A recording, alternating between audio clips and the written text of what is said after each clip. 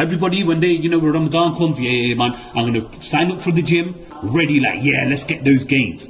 For 11 months of the year, nobody cares about making gains. But when Ramadan comes, everybody's a fitness freak. Everybody's in the gym pumping weights.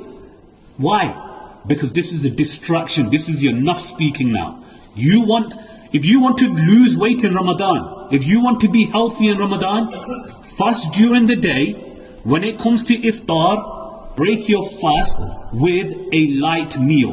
Don't overeat. Put down the biryani, put down the samosas, put down the pakoras, all of that. Eat some nice healthy food. Get some boiled brown rice, whatever you want to put on top of it. Some chicken, boiled eggs and these kind of things. Stay away from the sugars. And then at night time, come to the masjid, pray your 23 rakats of Taraweeh with the Imam. 20 rakats of Sunnah Taraweeh, followed by the 3 rakats of your witr prayer with the Imam.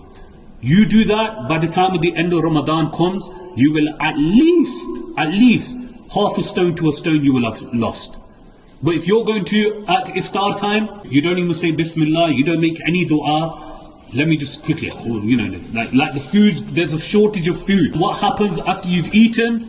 You're in a food coma. Your insulin's gone high, then it's just crashed, and now you're in a food coma. Now when it comes to Maghrib, you don't even pray your Maghrib. When it comes to Isha, somebody says to you, come, let's go pray Taraweeh. No man, I'm good. Few hours later, you take a pre-workout, and then you go to the gym. What's the point?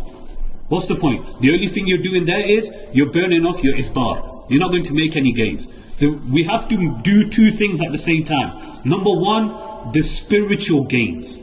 This is the most important one. That comes from your taqwa. Then it comes your physical gains. Your physical gains will come from being a human, eating like a human.